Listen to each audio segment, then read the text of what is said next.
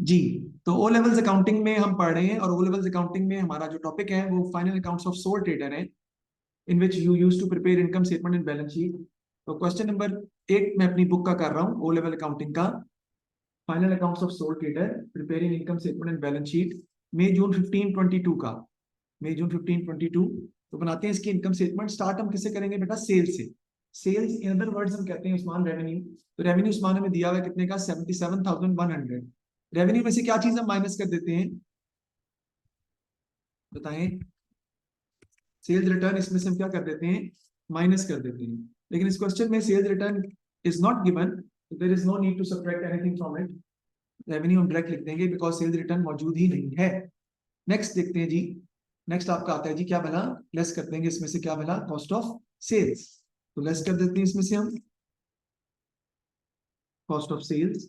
और cost of sale में सबसे पहले आपकी क्या आती है? ओपनिंग इन्वेंट्री, जो कि इस क्वेश्चन में मुझे लिखने की जरूरत नहीं थी, लेकिन मैं फिर भी लिख रहा हूँ। उसकी रीजन ये है क्योंकि मैं आपको, I just want to make it sure to you कि ओपनिंग इन्वेंट्री नॉर्मली दी होती है, इस क्वेश्चन में नहीं है, बिकॉज द आपका जो बिजनेस है वो स्टार्ट हो रही है। तो डाटा दिया हुआ है वो फर्स्ट ईयर ऑफ ट्रेडिंग का है, तो न्यूली स्टार्टेड बिजनेस है, इसलिए इसकी ओपनिंग इन्वेंट्री जो है वो मौजूद नहीं होगी। परचेजेस देखते हैं कितनी दी हुई है जी। तो परचेजेस हम देखें अगर, तो क्वेश्चन में आपको गिवन है परचेजेस 62,030 की, 62,030 की। परचेज रिटर्न है? नहीं। कैरेज इनवर्ड है? नहीं। तो परचेजेस लिखते हैं हम 62,030। ओपनिंग इन्वेंट्री की जगह बेटा छोड़ देंगे।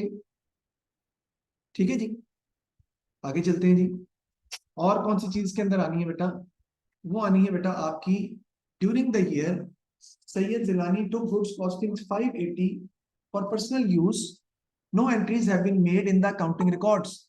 इसे हम कहते हैं गुड्स ड्राइंग, यानी goods withdrawn by the owner for his personal use is called goods drawing. कारोबार का मालिक जो जाती इस्तेमाल के लिए बिजनेस से चीजें निकलवाता है उसे हम गुड्स ड्राइंग कहते हैं। और गुड्स ड्राइंग की हमारी एंट्री होती है, जो मैं आपके सामने करने जा रहा हूँ, क्योंकि एंट्री आपको आनी चाहिए। और एंट्री हमारी क्या होती है बेटा? ड्राइंग्स डेबिट हो जाते हैं 580 से, और क्रेडिट आपका क्या हो जाता है? परचेजेस, कैश नहीं, कैश तो कम हुआ ही नहीं, आपकी तो गुड्स कम हो रही है। गुड्स कम होने का मतलब ये है कि आपकी परचेजेस कम हो और परचेजेस कम होने का मतलब ये है कि आपको परचेजेस में से 580 क्या करना पड़ेगा? माइनस करना पड़ेगा, बिकॉज परचेजेस जो है वो क्रेडिट हो रही है किस रीजन पे?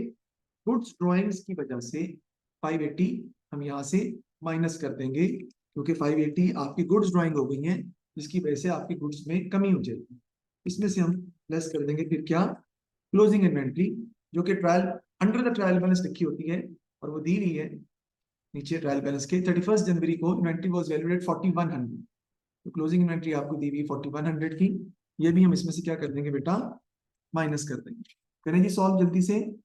यहाँ कितना आता है? 62,030 minus 580 minus 4100, you will get your cost of sales जी।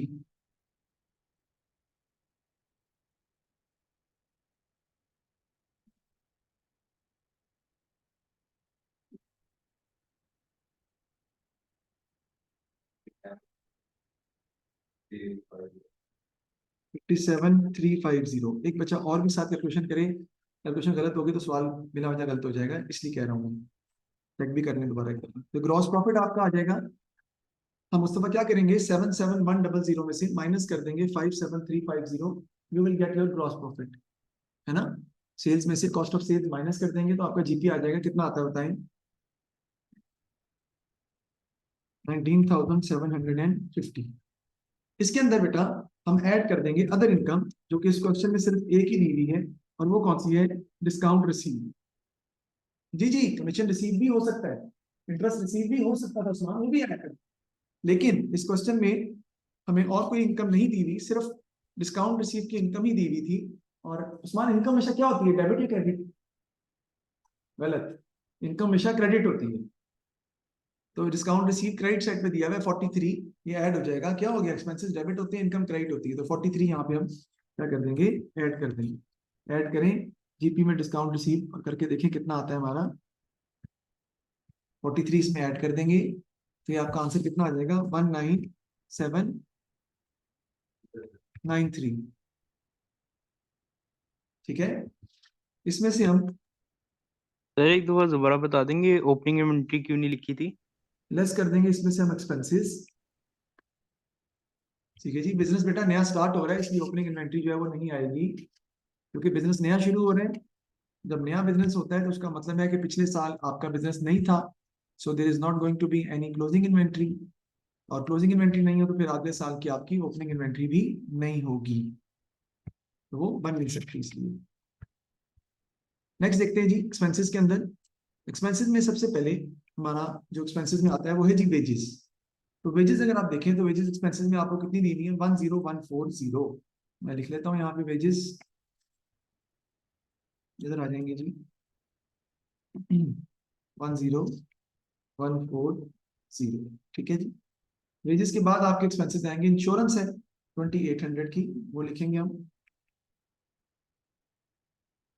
ठीक है जी। इंश्योरेंस के लिए आपको जाना पड़ेगा क्योंकि इंश्योरेंस की कुछ एडिशनल इंफॉर्मेशन में भी डाटा दिया हुआ है सब, उसको भी आपको रिलेट करना पड़ेगा।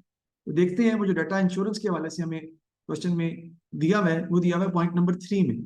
पॉइंट नंबर 3 में वो क्या कह रहा है, 1/3 of the rates, oh sorry, point number 2 में क्या कह रहा है, the insurance was paid for 14 months to 31 March.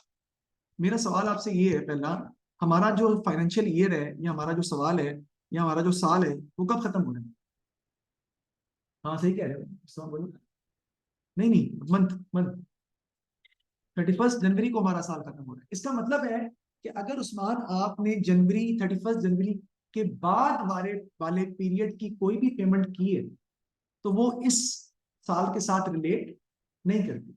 That relates to the next period, that relates to the next year, it is not the expense of the current year, because our financial year ends at 31st January. So any payment made for the next period or for any future months वो हमारी prepaid consider की जाएगी। तो 31 जनवरी तक हमारा साल खत्म होता है, लेकिन वो क्वेश्चन में क्या कहता है कि आपने जो इंश्योरेंस पे की है, जो लिखी हुई है इंश्योरेंस आपने, वो 14 मंथ्स की है।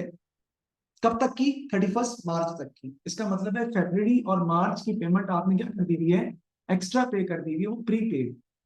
तो वो एक्सपेंसेस हैं पेड इन एडवांस। एडवांस इसलिए कि फरवरी और मार्च का मंथ हमारे फाइनेंशियल ईयर में फॉल नहीं करता, तो वो आपको इसमें से माइनस करनी पड़ेगी। देखते हैं इंश्योरेंस हमें कितनी दी हुई बेटा, 2800 की। 2800 की जो इंश्योरेंस है वो कितने मंथ्स की है, 14 मंथ्स की, डिवाइड बाई 14, तो एक महीने की आ जाएगी कितनी, 200। मल्टीप्लाई कर देंगे इसको 2 से, क्योंकि 2 महीने की जो प्रीपेड है, तो आपके पास प्रीपेड इंश्योरेंस की अमाउंट आ जाएगी, कितनी आती है, 400। अब 2800 में से हम 400 क्या कर देंगे बेटा, माइनस कर देंगे, तो यहाँ पर जो इंश्योरेंस की अमाउंट आप लिखेंगे वो कितनी लिखेंगे, 2400। मैं फिर रिपीट कर रहा हूँ, 2800 की इंश्योरेंस जो लिखी हुई है वो 4 मंथ्स की है, और 14 मंथ्स की है, सॉरी। 2800 को आप डिवाइड करेंगे 14 से, तो एक महीने की इंश्योरेंस आएगी 200। अब वो कहता है कि आपने जनवरी के बाद फरवरी और मार्च की इंश्योरेंस भी पे कर दी है, तो वो तो आपका एक्सपेंस नहीं है इस साल का। तो फरवरी और मार्च की इंश्योरेंस कितनी बनेगी, 200 200 400। So 400 insurance is going to be prepaid and that needs to be subtracted from the insurance expense. तो 2800 में से 400 माइनस कर देंगे, जो आएगा वो लिखेंगे इंश्योरेंस एक्सपेंसेस के अंदर, विच इज 2400। नेक्स्ट है जी एडवर्टाइजिंग 1120, लिख लेते हैं। उसकी कोई एडजस्टमेंट जो है वो मौजूद नहीं है, तो एज इट इज हमारी आ जाएगी एडवर्टाइजिंग एक्सपेंस 1120 का, हम उसे रिकॉर्ड करें। नेक्स्ट देखते हैं जी, बैड डेट्स हैं आपके 90 के, वो आप लिख लेंगे, वो भी एज इट इज आपके आ जाएंगे। बैड डेट्स 90 के वो आप रिकॉर्ड कर लेंगे, तो 90 के आप बैड डेट्स में इसको लिख देंगे। नेक्स्ट देखें जी, रेट्स हैं 2160 के, ठीक है, उसकी एडजस्टमेंट है। मैं अभी आपको उसकी एडजस्टमेंट समझाता भी हूँ, उसको डिस्कस भी करते हैं। रेट्स दिए हुए हैं 2160 के, let me check it again. Rates जी 2160 के, तो देखते हैं रेट्स के बारे में क्या लिखा हुआ है क्वेश्चन में। उस्मान वो कहता है कि 1/3 of the rates relate to Syed Jilani private flat. तो ये क्या हुआ, क्या मतलब है, ये एक रूट थोड़ी है, ये प्रीपेड थोड़ी है। प्राइवेट फ्लैट का मतलब है बेटा उसका जाती फ्लैट का रेंट है।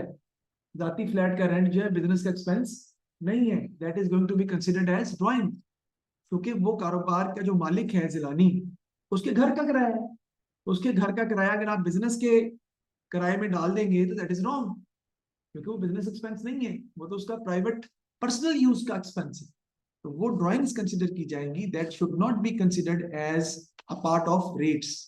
तो रेट्स आपको दिए हुए 2160,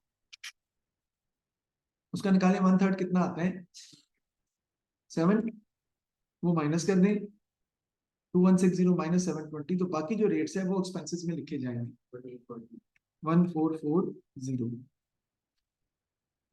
और देखते हैं एक्सपेंसेस के अलावा जो कि क्वेश्चन में हमें दिए हों। एक तो आपके हैं जनरल एक्सपेंसेस है बेटा 151 के, वो एज इट इज आप लिख लेंगे, यहाँ पे आ जाएंगे जनरल एक्सपेंसेस 151 के, ठीक है जी।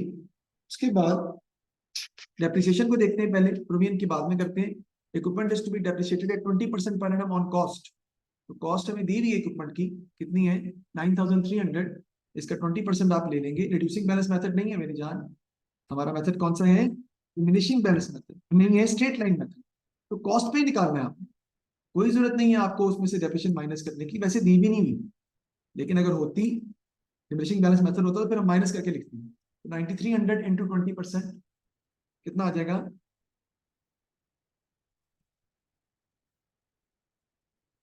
1860, ठीक है जी। तो आपकी डेप्रिसिएशन और इक्विपमेंट आ जाएगी 1860 की, और ये भी हमने एक्सपेंस में रिकॉर्ड जो है वो कर लिया है, ठीक है। स्ट्रेट लाइन मेथड से है ना, इसलिए कॉस्ट पे मैंने उसे कैलकुलेट किया। प्रीमिसेस उसने दी नहीं प्रीमिसेस, लेकिन उस पर डेप्रिसिएशन वो कहता है कि फिलहाल मौजूद नहीं है, तो मैंने उसे इग्नोर कर दिया। डिस्काउंट रिसीव हम पहले ही ऐड कर चुके हैं, ठीक है जी। और आगे देखते हैं, provision for doubtful debt of 2% of trade receivable is to be created. तो आपने 2% provision for doubtful debt create करनी है, किस पर ट्रेड रिसीवेबल पर। देखिए ट्रेड रिसीवेबल हमें कितने के दिए हुए भाई 6500 के आपको दिए हुए ट्रेड रिसीवेबल, इस पे आपने 2% की प्रोविजन क्रिएट करनी है। तो यहाँ पे बेटा हम लिख लेते हैं क्या आएगा, इंक्रीज इन प्रोविजन 6500 का 2% निकालें जी, कितना आता है जी 130, दैट्स इट। अब आप एक्सपेंसेस का टोटल कर लेंगे जी, और एक्सपेंसेस को आप माइनस कर देंगे ग्रॉस प्रॉफिट जो आपका ऊपर टोटल प्रॉफिट दिया है 19793, तो आपका प्रॉफिट फॉर द ईयर जो है वो आ जाएगा, प्रॉफिट फॉर द ईयर का आंसर आपका आ जाएगा। माइनस वाली वैल्यू टोटल करके लिखेंगे। इंक्रीज प्रोविजन की बात कर रहे हैं ना, हाँ वो बताता हूँ मैं भी। प्रोविजन तो देखें जरा, प्रोविजन तो हम मुस्तफा करते हैं इंक्रीज हो डिक्रीज हो वो लिखते हैं, लेकिन प्रॉब्लम ये है कि यहाँ पर प्रोविजन पहले से तो दी नहीं हुई ट्रायल बैलेंस में। अगर प्रोविजन पहले से हमें दी होती, ब्रॉड डाउन दिया होता प्रोविजन का, तो आपके पास इतनी प्रोविजन पड़ी हुई है, तो हम कंपेयर करते सवाल कि आपको प्रोविजन इंक्रीज करनी है या डिक्रीज करनी है। जब आपको ब्रॉड डाउन दिया ही नहीं हुआ, उसका मतलब है पहले प्रोविजन कितनी है 0, तो 0 तो फिर सारी इंक्रीज करनी पड़ेगी, तो 130 पूरे का पूरा आ जाएगा जी। बैड डेट से कोई ताल्लुक नहीं उससे, बैड डेट से कोई ताल्लुक नहीं है। बैड डेट्स जो ट्रायल बैलेंस के अंदर दिए होते हैं वो हम सपोज करते हैं कि वो ऑलरेडी क्रेडिट रिसीव से माइनस हो चुके हैं, दोबारा माइनस नहीं करना। अगर एडिशनल इन्फॉर्मेशन में दिए होते तो माइनस करते, क्योंकि वो एडिशनल बैड डेट्स होते हैं, फर्दर बैड डेट्स होते हैं which is not yet subtracted from trade receivable. ये 90 जो बैड डेट्स दिए एक्सपेंस तो है, लेकिन ये ट्रेड रिसीवेबल में से पहले ही माइनस हो चुके हैं, ओके जी। टोटल बताएं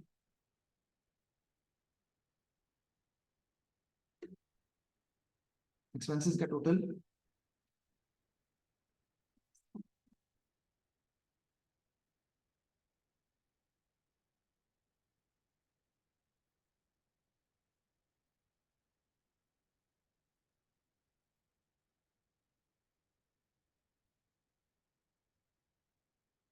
टोटल करें, जल्दी करें, 10140 प्लस 2400 जी 17,800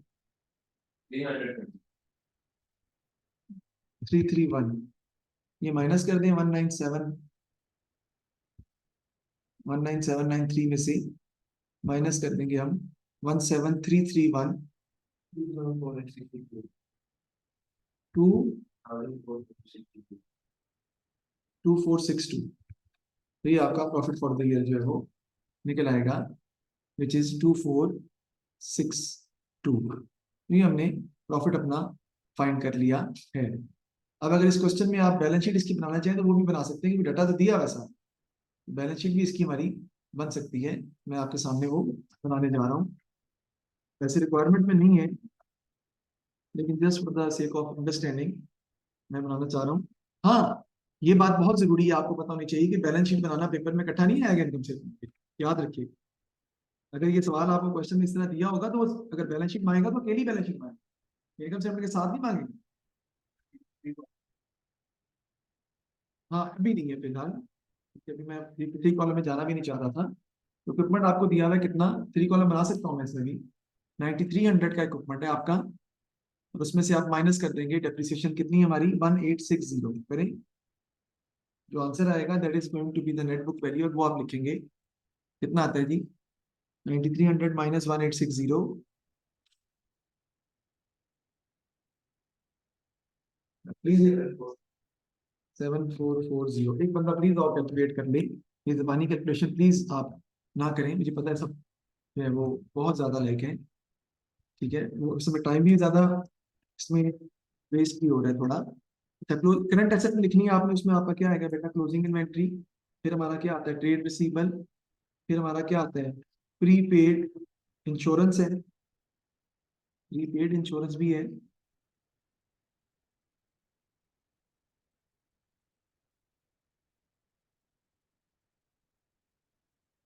ठीक है जी, और देखते हैं क्लोजिंग इन्वेंट्री कितनी दी हुई है। क्लोजिंग इन्वेंट्री हमारी है बेटा 4100 की, कॉस्ट ऑफ सेल में से माइनस किए है ना, तो आ जाएगा। ट्रेड रिसीवेबल लिखते हुए आपने ध्यान रखना है, तो ये ध्यान रखना है अयान और मुस्तफा, कि आपने ट्रेड रिसीवेबल जो दिए हुए हैं क्वेश्चन के अंदर कितने हैं 6500 के, इसमें से जो प्रोविजन है वो माइनस करनी है, क्योंकि प्रोविजन जो है वो तो आपके ट्रेड रिसीवेबल नहीं रहे ना। प्रोविजन फॉर डाउटफुल डेट जो आपने बनाई है कितने की, 130 की, वो माइनस करके लिखेंगे।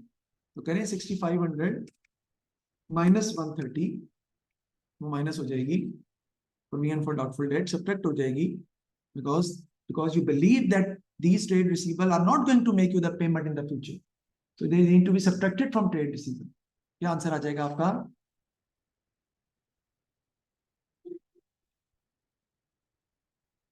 6370। फिर आपकी प्रीपेड इंश्योरेंस है, और प्रीपेड इंश्योरेंस आपकी बेटा कितने की आएगी, 400 की, क्योंकि इंश्योरेंस में से आपने 400 जो माइनस किया था ना, 2 महीनों की इंश्योरेंस वो प्रीपेड है, तो वो आपको यहाँ पर रिकॉर्ड करनी पड़ेगी एज करंट एसेट। और देख लेते हैं बेटा, बैंक दिया हुआ है, मिस नहीं कीजिएगा, क्योंकि बैंक भी आपका करंट एसेट में आएगा 3602 के नाम से। बैंक आपका आ जाएगा पॉजिटिव है, इसलिए बैंक डेबिट साइड पे ही लिखा हुआ है। बैंक डेबिट साइड का मतलब है कि वो आपका करंट एसेट है, वो आपका आ जाएगा 3602, और फिर हम इसको ऐड कर लेंगे, तो आपके टोटल एसेट्स जो है वो निकल आएंगे। करें करंट एसेट्स का टोटल, देखें कितना आता है।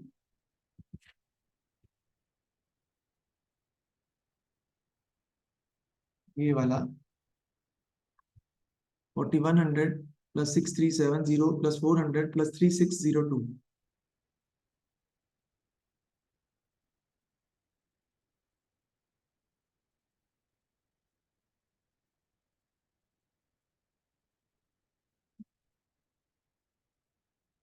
हाँ बताओ जी, 14,472, और टोटल कितना आ जाएगा जी, अब 14,472 में 7440 भी ऐड करना पड़ेगा ना, टोटल एसेट्स निकालने हैं। वो नहीं भाई जी, क्या भाई 21, हाँ 21912, ओके, 21912 आपके आ जाएंगे टोटल एसेट्स। अब हम क्या लिखेंगे जी बेटा, कैपिटल एंड लायबिलिटीज, उसमें सबसे पहले आपका क्या आता है कैपिटल, कैपिटल में हम ऐड क्या कर लेते हैं बेटा, प्रॉफिट, और लेस कर देते हैं इसमें से हम क्या बना, ड्राइंग्स। तो देखिए कैपिटल हमें क्वेश्चन में ऑलरेडी गिवन है, दिया हुआ है कैपिटल कितना दिया हुआ है 90,000 का, प्रॉफिट हमने ऑलरेडी कैलकुलेट किया है अल्लाह के फजलो करम से 2462, 90,000 प्लस 2462, ड्राइंग्स हम माइनस कर देंगे। ड्राइंग्स बड़ा इंपॉर्टेंट पॉइंट है ड्राइंग्स का, ड्राइंग्स को आपने ध्यान से रिकॉर्ड करना है, क्योंकि ड्राइंग्स जो है वो आपको एक नहीं दी हुई, ड्राइंग काफी सारी दी हुई, उन सबको आपको ऐड करके ड्राइंग्स लिखना पड़ेगा। देखें, एक तो ड्राइंग्स यहाँ क्वेश्चन में दी हुई कैश ड्राइंग्स कितनी है 5200 की, एक ड्राइंग्स आपकी जो 1/3 ऑफ द रेट्स उसने कहा था ना कि वो उसके प्राइवेट फ्लैट के हैं, वो भी ड्राइंग्स है, और गुड्स ड्राइंग भी है 580। तो क्या क्या चीजें आएंगी आपकी ड्राइंग्स में, 5200 × 00 प्लस 580 और प्लस रेट्स का जो है 720। मैं लिख के दिखाता हूँ, 5200 यहाँ पे लिख लेते हैं, प्लस 580 और प्लस 720 करें क्या आता है, वो आपकी ड्राइंग्स आएंगी और उसमें से हम क्या कर देंगे, माइनस कर देंगे। 5200 प्लस 580 प्लस 720 जी 6500। 6500 माइनस कर दें, प्रॉफिट का कैपिटल में पहले प्रॉफिट ऐड करें, उसके बाद उसमें से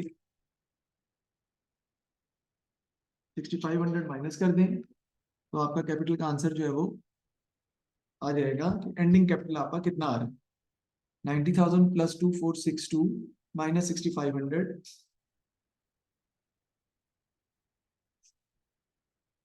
जी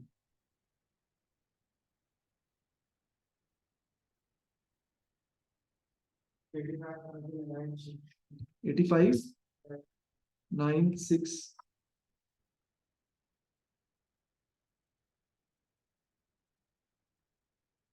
इतना फर्क आ रहा है।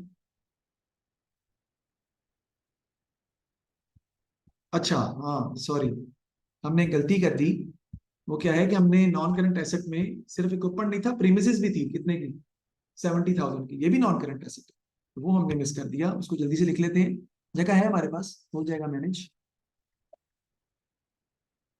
प्रीमिसेस आपका आ जाएगा जी 70,000, यहाँ पर हम रिकॉर्ड कर देंगे, और टोटल में आप 70,000 ऐड कर लें, यानी 21912 में 70,000 ऐड कर दें, क्या हो जाएगा, 21912 है ना, तो ये हो जाएगा 91912, है ना, बिल्कुल। तो ये टोटल एसेट्स आपके आ जाएंगे। अब करंट लायबिलिटीज में आपका बेटा क्या आता है, trade payables, bank overdraft, accrued expenses भी आते हैं करंट लायबिलिटी में, लेकिन इस क्वेश्चन में कोई एक्रूड एक्सपेंसेस नहीं दिए हुए थे। अगर एक्रूड एक्सपेंसेस होते, आउटस्टैंडिंग एक्सपेंसेस होते, ठीक है, अनपेड एक्सपेंसेस होते, एक्सपेंसेस पेबल होते, तो मैं लिखता, लेकिन उस क्वेश्चन में मौजूद नहीं थे। ट्रेड पेबल्स हैं 5950 के करंट लायबिलिटी में, वो हम लिख लेंगे 5950 आपके आ जाएंगे ट्रेड पेबल्स के अंदर, और इसका हम टोटल कर लेंगे, तो आपके पास टोटल लायबिलिटीज का जो आंसर है वो निकल आएगा, यानी 5950 प्लस 85962,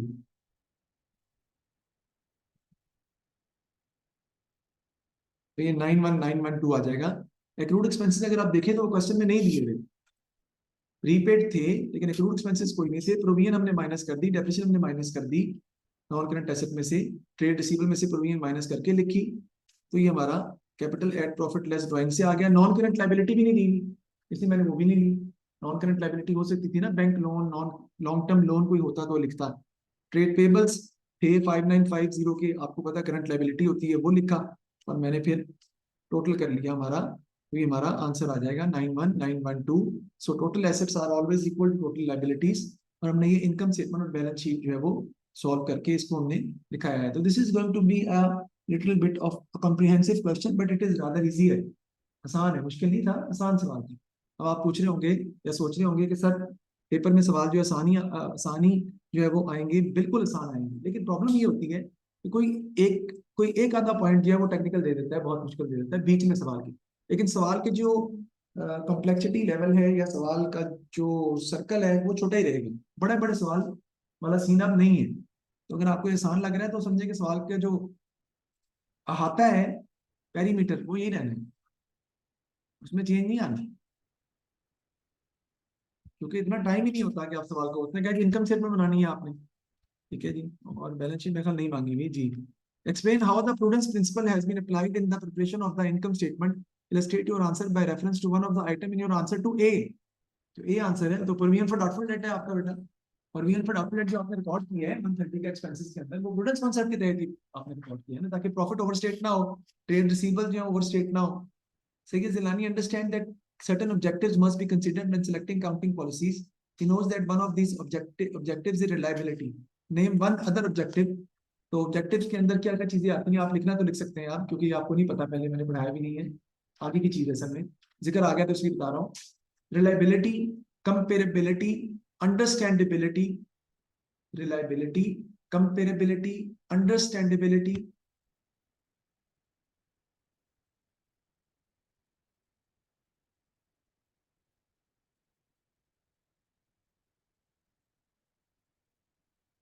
ठीक है जी।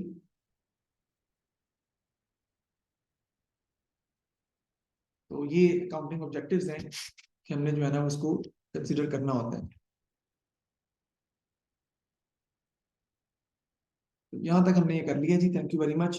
इसकी प्रैक्टिस के लिए मैंने आपको घर में करने के लिए कोई सवाल नहीं दिया, ठीक है, क्योंकि कल मैं सवाल खुद अभी करवाऊंगा एक आधा और फिर आप घर में कर सकते हैं, लेकिन आप करना चाहें चलें, कल फिर मैं सवाल दूंगा। अब पेपर में जो सवाल आजकल आ रहे हैं ना, उसमें एक नई चीज आ रही है जिसको हमने डिस्कस भी करना है, और वो है कि आपको सर्विस बिजनेस का सवाल आ जाता है इनकम से। सर्विस बिजनेस का, उसमें सेल्स नहीं होंगी, उसमें कॉस्ट ऑफ सेल नहीं होंगी। क्यों? डॉक्टर, लॉयर, इंजीनियर, टीचर, मैं भी तो अपने अकाउंट्स मेंटेन कर सकता हूँ। मैं अपने अकाउंट्स मेंटेन करूंगा तो सेल तो कुछ नहीं होगी, कॉस्ट ऑफ सेल भी कुछ बना के थोड़ी बेच रहा हूँ या खरीद के थोड़ी बेच रहा हूँ, मेरी तो सर्विसेज है। तो मैं क्या लूंगा, इनकम फ्रॉम स्टूडेंट्स, वो मेरी सेल है, और लेस एक्सपेंसेस, और बस। तो उस तरह के सवाल पेपर में अब आए हैं, इसलिए हमें करने पड़ेंगे। और ये कब आते थे? आईजीसीएसई में आया करते थे। इंशाल्लाह ताला कल एक कॉम्प्रिहेंसिव क्वेश्चन करके परसों हम इनकम फ्रॉम क्लाइंट वाले सवाल को डिस्कस करेंगे। ओके जी, एनी क्वेश्चन? कुछ क्वेश्चन है तो पूछने, थैंक यू।